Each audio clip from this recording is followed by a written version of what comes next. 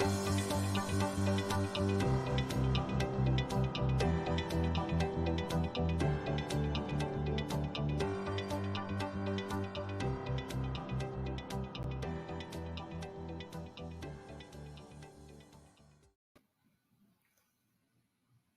afternoon, everyone. Thank you for joining today's webinar. Before we get started, I just wanted to remind everyone that on September 14th, SPI ESI and North America Smart Energy Week will launch its 6-week series of virtual education micro-conferences, starting with regulatory innovation and policy drivers. Registration is now open for this at www.smartenergyweek.com. Now, our Solar Power Events Think, Engage, Connect series continues with today's webinar, Unlocking New Solar Customers Through Personalized Marketing and AI, sponsored by DemandIQ, who are pioneering digital solar shopping software. And with that, I'll turn it over to CEO Austin Rosenbaum with a special announcement from DemandIQ. Yeah, thank you, Tim. Hello, webinar listeners, and welcome. Thanks for joining us today. I'm really thrilled to be a part of this discussion on personalization and AI in solar marketing. I'm joined by an esteemed group of innovators and pioneers in this topic area. My name again is Austin Rosenbaum, and I'm the founder and CEO of DemandIQ, a solar software and advertising agency based in Denver, Colorado. As the world around us has quickly transformed over the last few months, we've all faced challenges that have helped us grow and innovate within our own businesses. At DemandIQ, we're very proud of our recent innovation, which we hope will further this industry and unlocks new solar customers that would have otherwise been unreachable. I'm excited to announce for the first time Stella from DemandIQ. Stella is the first white label ready solar shopping and lead generation software. With Stella, solar businesses will be able to offer instant ballpark estimates on their websites powered by Google Project Sunroof. Stella empowers homeowners with the ability to take action online. Homeowners can self-qualify for solar, book appointments, and share utility bills with zero friction. Solar providers benefit from converting more website visitors into high-quality opportunities and a streamlined customer intake process that enables deals to close faster and with less effort. The tool can be integrated and set up with your solar business in a matter of clicks with absolutely no code. I want to thank our investors, partners, and our team of incredible engineers that have made this product possible. I'm looking forward to a future where homeowners step into the driver's seat and take control of not just their power source, but also their shopping experience. Great. Today, first I'll introduce myself. I'm Tim Morris, Deputy Director of Marketing with Solar Energy Trade Shows. I'll be filling in for Nico Johnson, who unfortunately due to an emergency cannot be with us today. But today we'll be examining recent software innovations in solar marketing and customer acquisition aimed at improving the solar shopping experience and unlocking the remaining 98% of American households who have not yet gone solar. And today's panelists are Tony Garzolini, Vice President of Sales, Residential at SunPower Corporation, Tim Porter, Strategic Account Sales at Urjanet, and Austin Rosenbaum, who you just met, founder and CEO of DemandIQ. Great. So let's get started. Question for you, Tony. First, so how is SunPower leveraging the AI, the power AI and data to increase solar interest and overall conversion rates? And also, why is this an important innovation with the rise of the digital marketing dominated funnel? Thank you, Tim, for the question, and thanks for having me on the panel. Appreciate the opportunity. Our goal at SunPower is to build out the best channel network in the solar space. It's true for both residential and commercial. And, this kind of generically is our dealer base, and our job is to empower those folks. And AI, machine learning, et cetera, is a big part of that. So you have seen announcements, I'll reiterate those here, about the SunPower Design Studio. This is more of our top of funnel engagement effort that we'll talk more about here in a second. Also, as you move down the funnel from a quote and proposal platform standpoint, our Eddy software tool uses a lot of similar technologies and dovetails that AI and machine learning from the Design Studio. So I think the reason, the why behind it, so to speak, is that we're trying to grow the pie.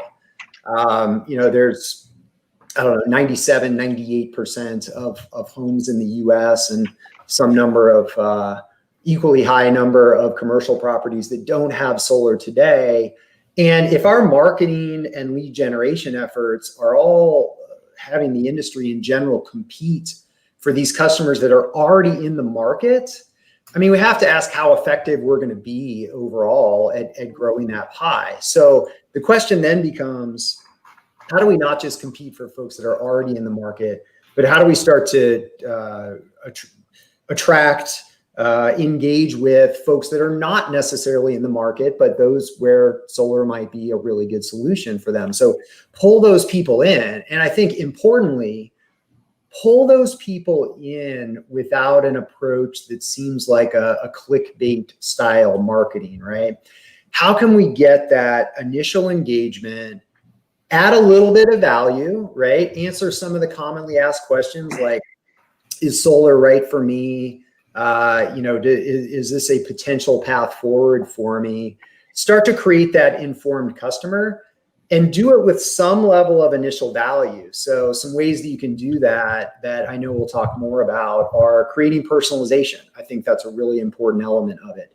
And creating some sort of like instant gratification, maybe for lack of a better description, where somebody can see either what's this going to look like on my house? Maybe for somebody that's concerned about aesthetics, that would be the first question. Or, does this make sense for me financially? If that's the first question, how do you kind of empower that and give them something? I think ballpark quote is what Austin mentioned in his intro.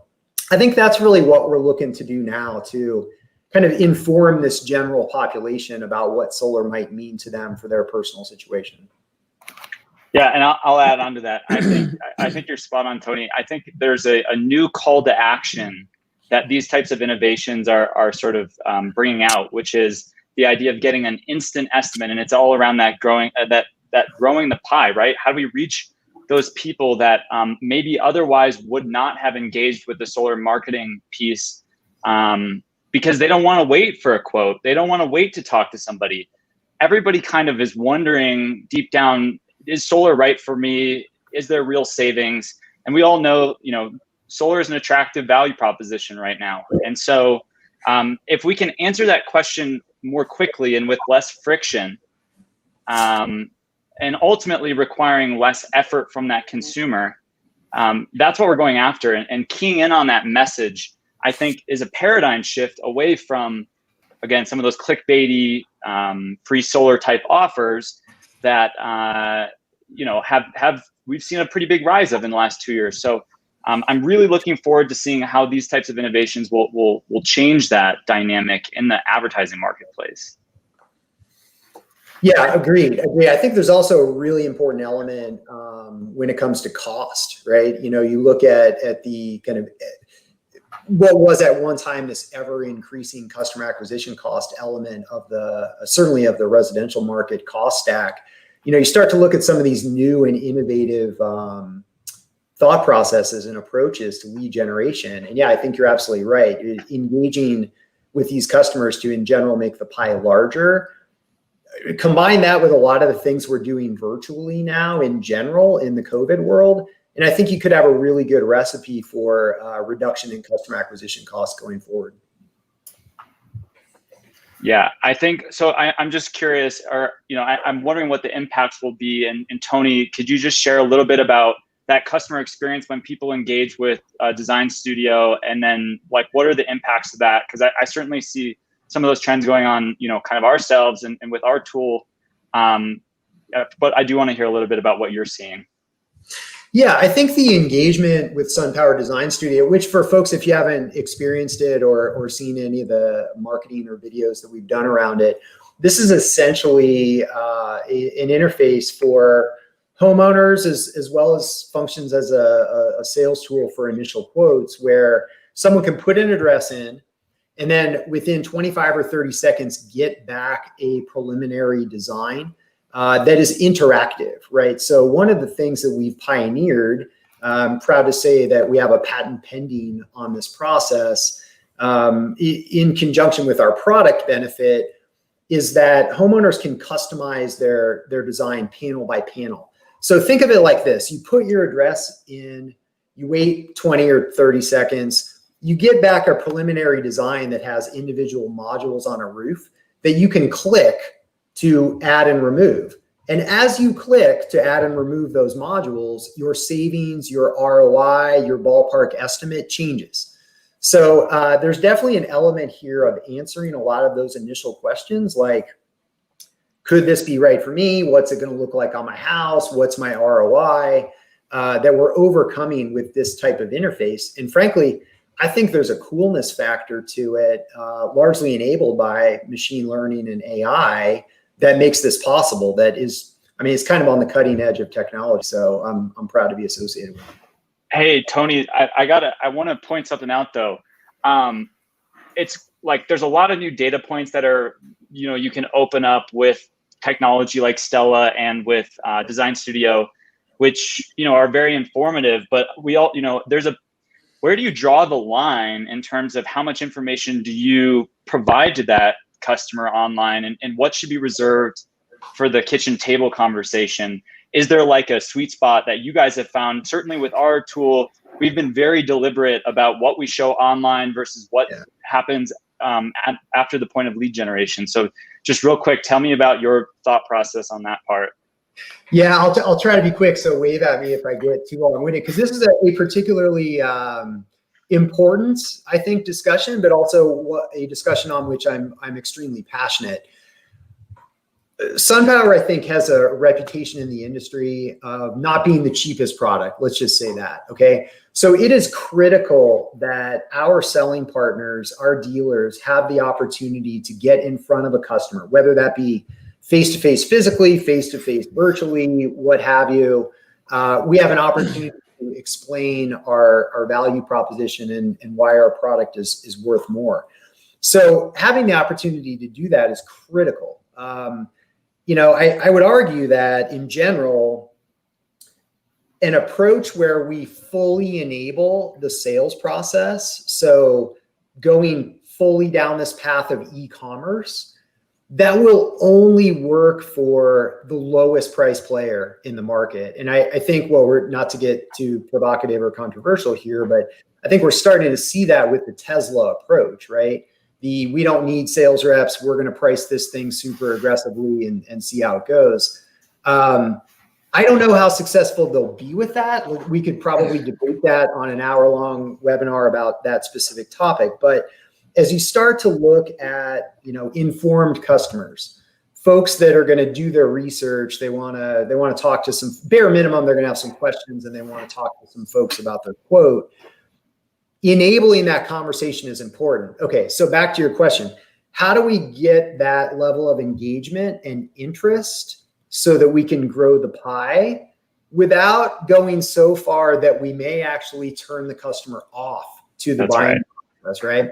So you look at the example that I always use is this, does the specificity or the preciseness of the quote, and I love that you used the term ballpark earlier because I think that's appropriate here. Does the specificity or how precise it is matter this early on in the engagement process?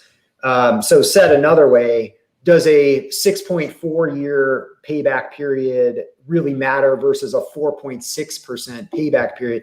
I don't know that it matters. And furthermore, I'd argue that in a customer's mind, a 6.4 year payback may not be enough, right? And that they may self-select out of the process based on some piece of information that you give them, and then you don't have the opportunity to talk to them in any live format. That would be a negative. So right. At SunPower, let me make one more quick comment. I mean, at SunPower, our job is to generate leads and appointments for our dealer base and create these platforms for them to get sales engagement and therefore sales and installs. This actually came up on our earnings call yesterday, ironically.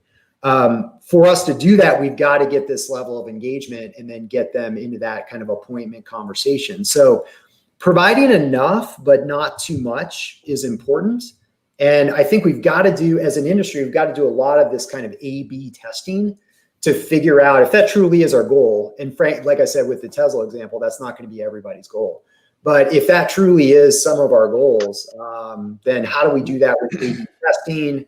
How do we really push that element forward so that we can get a really qualified prospect, but not one that's maybe to the point where they're self-selecting out? Yeah, and I'll just add to that with the Stella platform. We've been running for the last 5 months in A/B testing, and finding that sweet spot of what to share and what not to share has been a big piece of that. And honestly, it's about giving folks something to hold on to.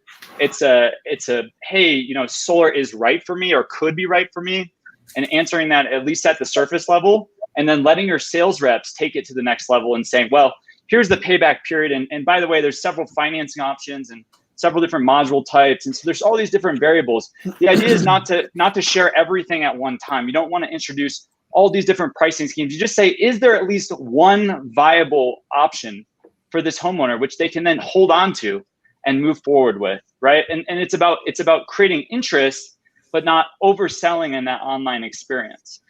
But there's one thing about this that we've seen, and so we all know that solar shoppers are happening 24/7, honestly, and most of the time after TCPA hours, like after that, at night when folks are, Tuesday at 10 a.m.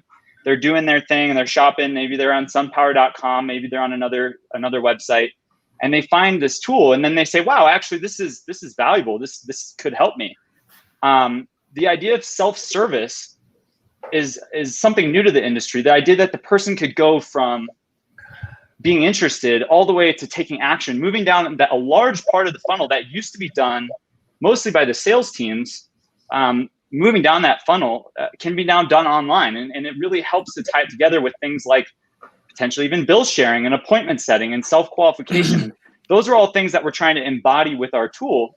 But enabling those and empowering those folks who are ready at Tuesday at 10 p.m. to take those actions is key, because it's about getting that person through the process as fast as you absolutely possibly can, so that there's no headaches, no friction, and no waiting, right? That you're going to get a much more motivated lead when you get somebody who's done all the hard work and you've made it super easy for them. And so, I want to turn it over to Tim on the topic of personalization. On the topic of self, on the topic of really doing things yourself. What are some things that we can do, to be able to get through that first part of the process without friction? Yeah, it's a great question. We found ourselves, here at Urjanet, we're all about automating and making it streamlined to get access to utility invoices, which are obviously an important aspect of getting a good solar proposal and a solar plan in place. But we found that same data set has found interest in a lot of different areas that have put us right in the middle of this kind of consumer permissioned, let me do most of it myself kind of approach.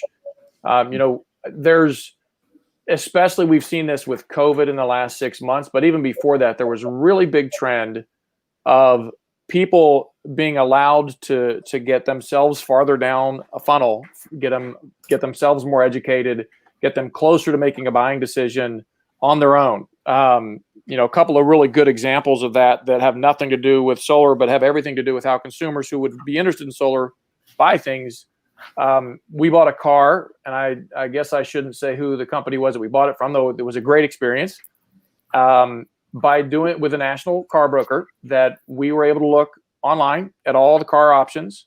We could see what states they were in. We could narrow them down with a great piece of technology that let us filter out what our interests were and effectively get to the point of making a purchase when we were ready to go up to the actual dealership, see the car, and pull the trigger. And so that was so much less of a burden than my prior car sales experiences, that the next 2 cars we bought were that exact same way, right? And that process is finding its way into everything that people do.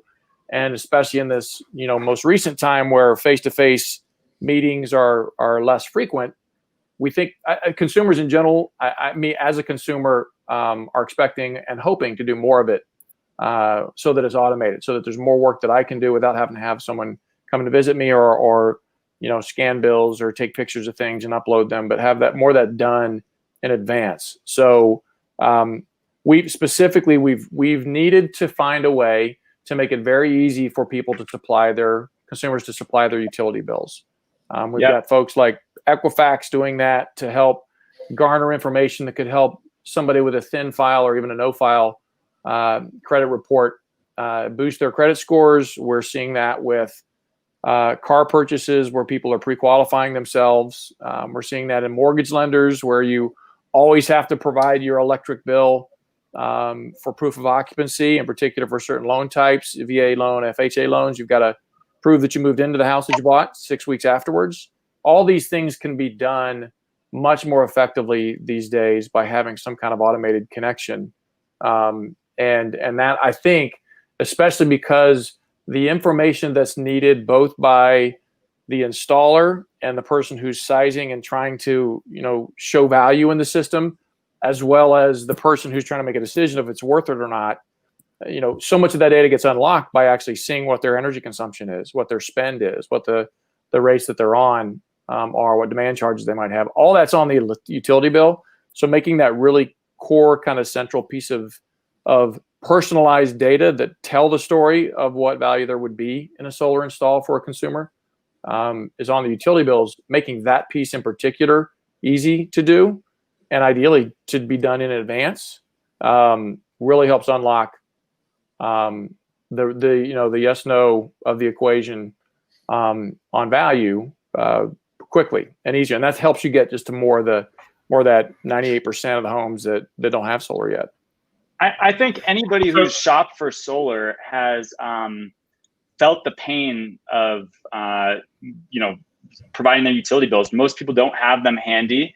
And so what Urjanet's solution does, and we've made this possible in Stella, to be able to just really quickly share your credentials and get that information over in a CSV without having to send an email or anything. You just add the credentials and you're done.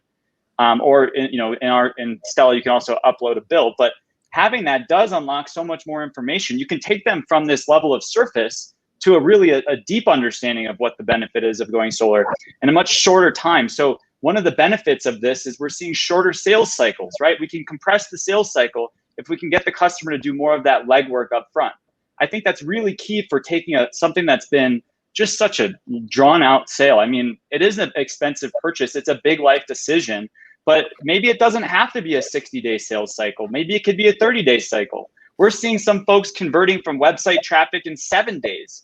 That was unheard of before. And so, with that, I kind of want to turn it back to Tim. I think maybe we're going to have, if you guys have some questions in the Q&A, we'd love to take those. Yeah, well, quick, I wanted to just shoot back to Tim real quick. So in terms of other industries, is there anything that you think the solar industry can learn in terms of the streamlining the customer acquisition process? Have you seen any trends or anything in other industries? We have seen a lot of trends. I think that the concept of allowing, we call it user permissioned, consumer permissioned information. So the notion of allowing someone to link their own online accounts through sharing credentials is very much a trend. And I think these days in particular, people are so used to doing that when they're setting up their Roku and needing to put their Disney Plus login, in to link those accounts, or, setting up your Venmo account so that you can get your bank connected and have information on that front submitted on your behalf, leaves you in control as a consumer to revoke that permission, if you like, by just changing your password. And so you have control over that. And that they're calling it, data sovereignty that they're trying to implement with people's information, especially credit-related information. But leaving the consumer in control of that is a very important trend, and we're seeing that in a lot of use cases. There was another use case that we were speaking with someone last week about that has to do with validating addresses as students are applying online for their schools, and as they're getting, their students are getting set up inside of the school's systems. Much harder to do that these days, in particular, but all that needed to be done remotely. And so there's so much information that can be shared by linking your accounts that way that was a really useful thing. We've got a lot continued finding more use cases in these different industries that are needing that. Identity verification is a great one, right? How do you prove that this guy is who he says he is, or he lives where he says he lives? One good way is to show that he paid an electric bill last month. Yeah, if it's okay, guys, let me weigh in on the importance of the utility bill. I mean, I think having that, as much data as we can get, and clearly the utility knows what you're doing on like a second by second basis, right? Moving away from, after you get down the funnel a ways, okay? After you're at that point where the specifics of the quote really start to matter, accuracy is critically important. Okay. So let me come back to the utility bill in a second, but you think about it from a design standpoint, to look at some of the things that Austin was referencing with, what his group is doing. You want to make sure that there is some level of accuracy, even if it's an early like ballpark quote at the top of the funnel.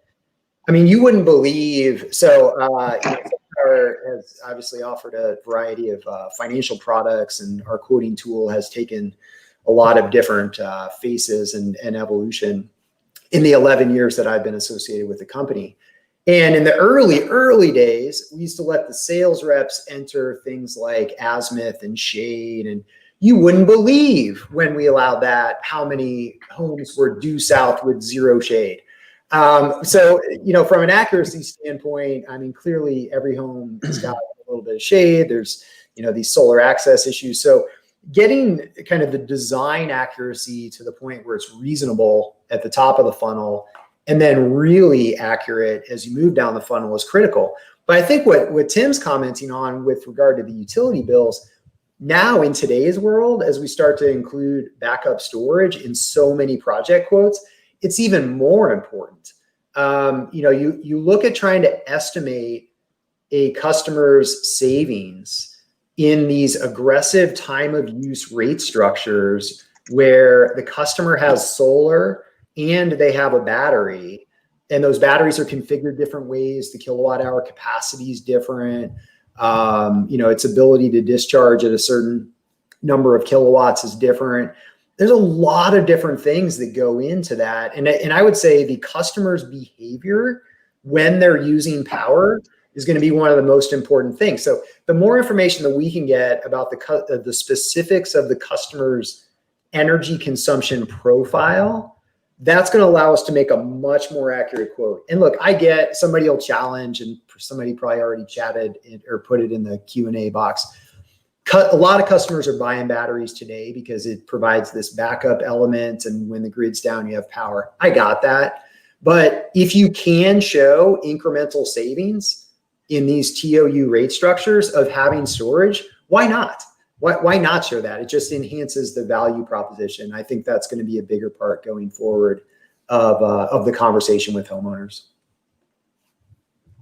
Yeah, couldn't agree more. Couldn't agree more. Great. One question we have here is, can solar be sold entirely online, and will a hybrid approach emerge? Does anyone want to field that one? I'll take a stab at that one. I know Tony has some thoughts here. Sure. Certainly, I went to Tesla.com a minute ago, and first thing you see, obviously they're an auto manufacturer, they sell cars, but the first thing on their homepage of their website is not a car, it's solar panels, and it's got the price of solar online, and clearly they're trying to basically make the sale online, and there may be some reasons that they can do that. Some might argue maybe other folks can do that. Price point being a big one. But, right now, I think that there's a hybrid approach that we're taking, which is called digital first. It's about getting that customer through the hard parts of the journey and that early shopping up front, and then letting the rep be more of a guide, right? So it's the idea of transitioning from a salesperson to a guide, which is would be a big shift, right?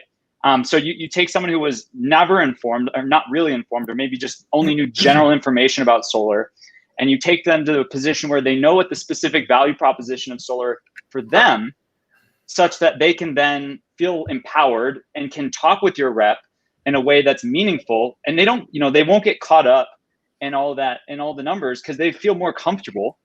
and your rep becomes more of that guide. So that's the way I see things unfolding right now. The hybrid approach is definitely the approach we've taken and what we're encouraging folks to take. But maybe there will be a point of e-commerce. Tony, what do you think?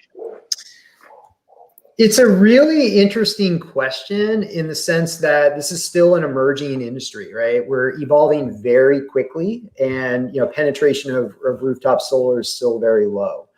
I would say that the answer to this question depends on where you think solar, whether residential, commercial, whatever, where it falls on this spectrum of being a commodity, okay? If you truly think solar is a commodity, then yes, everybody should be moving toward an e-commerce platform. We should be aggressively pulling costs out of every aspect of our business, and everybody should be moving toward that same kind of low price attitude or aspect. I disagree with that. I don't think, especially residential solar, I'd argue commercial is very similar, that it's not moving, it's not on the far end of that commodity spectrum, right? Every home to some extent is different. That doesn't mean that everyone needs a customized solution, but I think you have to ask yourself this.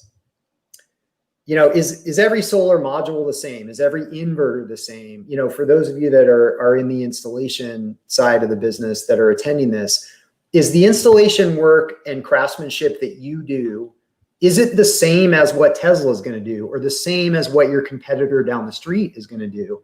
And I'd argue that everybody's different. That's where actually the car analogy starts to become a really dangerous one for our industry, right? Because I may go online and I decide I want to buy a Honda Accord, right?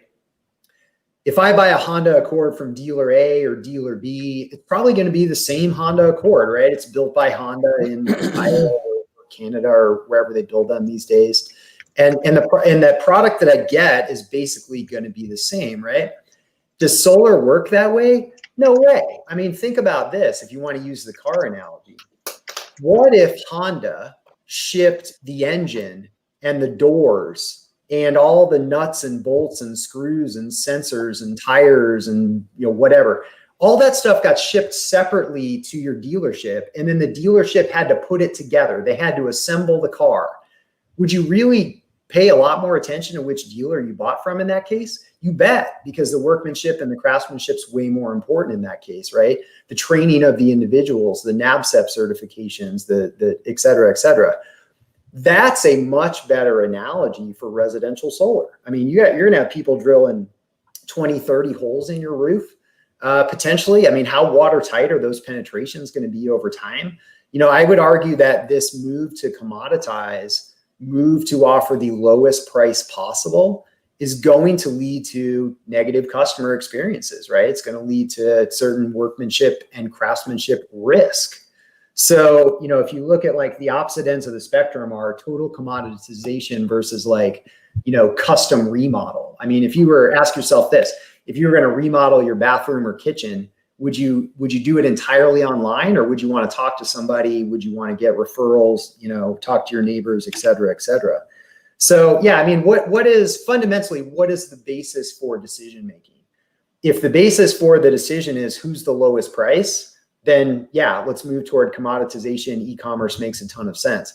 If the basis for decision making is more nuanced than that, and the solution is more customized than that, then I think a hybrid approach where we're engaging digitally, but still communicating virtually, face to face, whether that be virtually or in person, I still think there's a critical component there.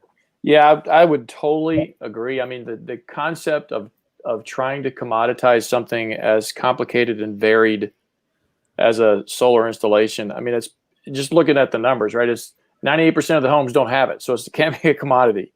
It's not something that's commoditized. It is not something that comes in a box. You can't pick it off a shelf and choose from 3 or 4 that are, blue, white, or yellow. And how many times are you going to make this purchase, right? Like a car, you are going to buy multiple in a 10-year period potentially. So this, you're going to do this one time. So for sure, I think there needs to be just kind of a core assumption that there's enough nuance, enough customization, enough personalized kind of configuration for this type of thing that it has to involve a person. So I think the value, the success is going to come finding a place to strike that balance, right? That's, I don't have the ability, I don't know enough about solar to ever feel informed enough to just click something online and buy it that way.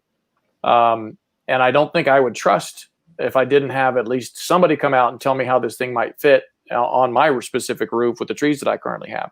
So there needs to be something in there that educates me so that when the guy comes out, and I don't know, Tony, if this was you or if Austin that said this, that, you make the salesperson, you make the person who's visiting, I guess, less of a salesperson. They're more of an enabler. They're more of a consultant that's going to help you make the decision as it fits specifically within your house. And so the more educated the person can be before they get there, before they have to actually have someone come out, the more personalized information that person who's coming out has when they get there, all tends to make that person that shows up way more of a consultant than a sales guy. And the consumer is not going to feel like, I haven't talked to anybody about anything yet, and I got a guy coming into my house, and this is going to be just one of those painful sales pitches that I'm going to have to figure out a way to get him out of the door, right? So I think I completely agree. There's got more work we can do up front to get the consumer educated and get the information in the hands of the person who's going to visit, allows that person who does need to go really play more of a consultative role than a selling role. Agreed. Great.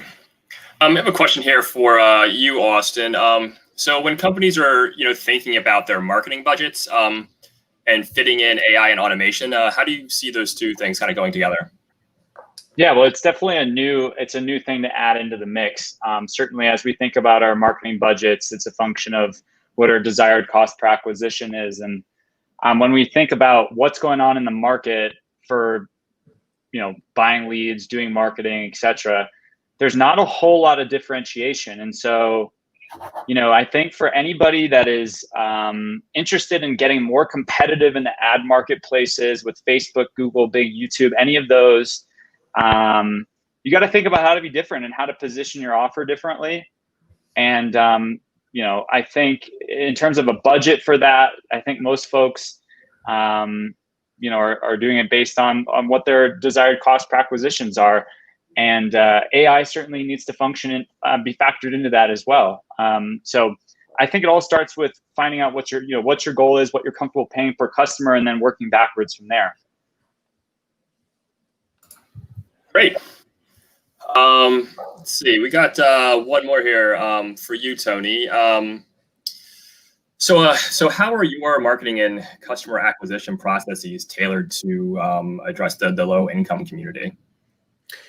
Yeah, it's a great question. I mean, certainly there are aspects of that market that are kind of focused on by certain groups, right? So you might look at California's example with the way they have the rebate structured on battery storage, right?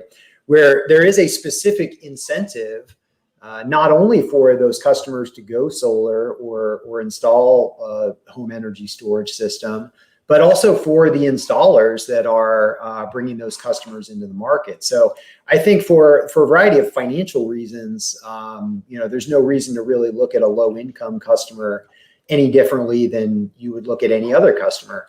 And, to reinforce that point, I think you've really got to look at I'll say in terms of innovation, there's been a wild amount, an amazing amount of innovation in the financing space over the last few years. You look at where we were 7-8 years ago with, these PPA products that had 4.5% annual escalation, that was kind of the norm, versus where we are today.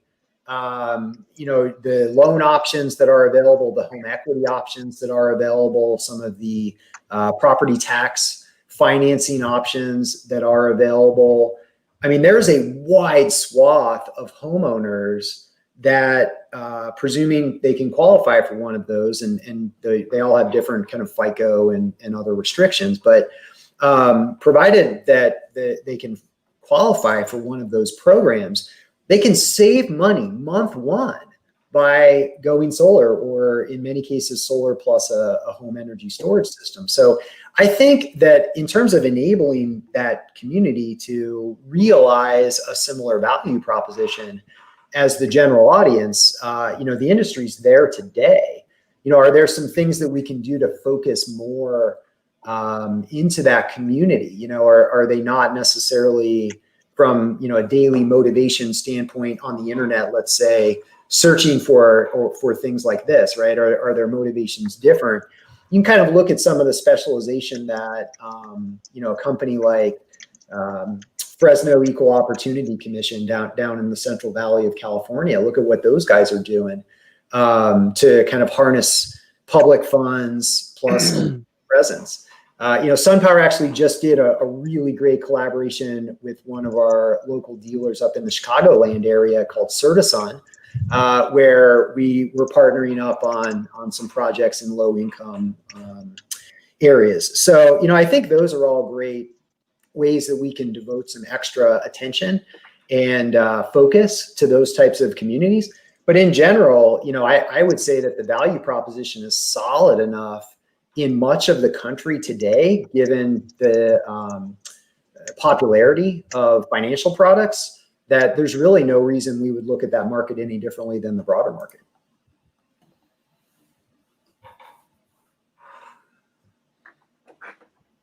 Great. And before we were nearing the end here, and before we wrap up, I just wanted to let our listeners know that if you want to weigh in on these industry trends towards personalization and AI, you can join us in a conversation on LinkedIn. There should be a link for you ready in the chat there. So just click on that to join that conversation. But first, any parting words from our panelists here? Well, I think as we look to the future, it will be interesting to see what role these digital technologies and AI can play with other technologies symbiotically with solar. And what I mean by that is we've seen the rise of batteries, especially this year, but there's also going to be a big rise in electric vehicle adoption in the coming years. And certainly technology can play a role in informing the whole energy ecosystem. Just look at Tesla right now. I mean, they're selling batteries and EVs together with solar. And so, it's on the horizon, and to communicate the combined value proposition is going to be very difficult. So what we need to do is use these technologies to bring it all together and make it very clear and simple. So if you get a battery, and if you get solar, and if you get an EV, what will my value proposition be, right? So I think, certainly we're focused on that and figuring out what that will look like. But I'm curious if the other panelists want to weigh in on that idea and the value that could bring in the marketplace. Yeah, I think there's definitely an element, Austin, of this kind of whole home energy management, or starting to view things more holistically, that's really important. Especially as we start to look at, utilities using these more aggressive TOU rates, battery storage becoming more common, the value proposition on those things, and the kind of whole home view of, hey, what do you want to back up in the event of an outage?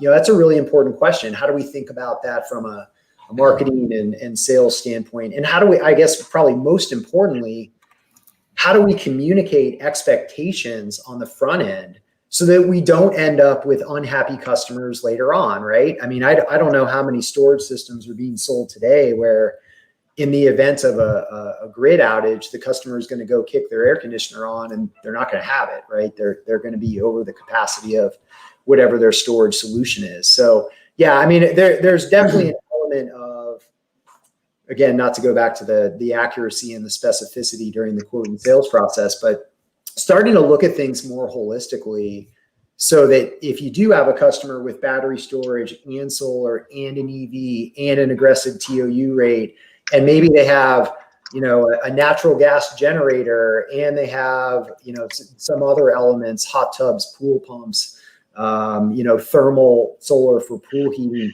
I mean, all these different things play some sort of role.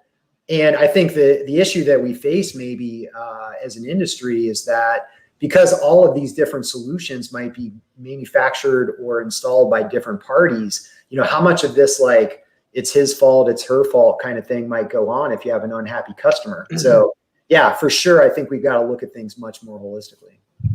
Yeah, it's interesting. We just recently here at Urjanet, we had a partner that's in the home automation space sign up with us because they are beginning to offer as a part of their solution a kind of home energy automation solution that you talked about, Tony, that they're wanting to provide a dashboard to the consumer that talks about, beyond just the green leaf that they see on the Nest thermostat that they've installed, right? They can see what does it look like when I'm not home, but all my 3 kids are from school. And, where is most of my consumption going by device? Is it going to my car when I'm trying to charge it? Is it going to the dryer when we're doing 6 loads of laundry? Yes. And all that information, you can glean all that, but it all does get based on having, like you said, accurate information that describes kind of what your heat map, as it were, looks like for your home, and consumers are really interested in this. I know my provider here, my electric provider here in Atlanta, I get as a part of my bill every month a chart that compares me to all of my neighbors that says, here's what your consumption was. Here's how it compared over the last 12 months. Here's how it compared this month over this month last year. So you've done a lousy job this July, or maybe it's just a lot hotter. But it also compares me to my neighbors and say, you're the worst house on the street, or you're right in the middle, And so that is, they wouldn't go to the effort of providing that information and providing those analytics to every consumer if that wasn't something that they felt was important to all of their consumers. And so that's that, kind of holistic view of your whole home that I think you're talking about. I completely agree. That's absolutely a trend. I think I'll just add one thing to kind of wrap things up here. And I think, Tim, you hit on something that's definitely, was big in the last 5 years or so is pegging you against your neighbor and really showing you visually where you're at with your energy usage. And I think it's Tony and I's job to make sure that type of thing is communicated clearly with solar and whatever other technologies you might be adding into the mix. And so, that's my kind of 2 cents on that. Great, thank you. I think we've had a pretty engaging discussion today, and I want to say we're going to end things here in just a few minutes. But first, I wanted to say thank you to Tony, Tim, and Austin, and a special thanks to Austin and DemandIQ for their sponsorship and helping make this webinar happen today. Right now, stay tuned here for a video of Stella from DemandIQ in action, starting right now.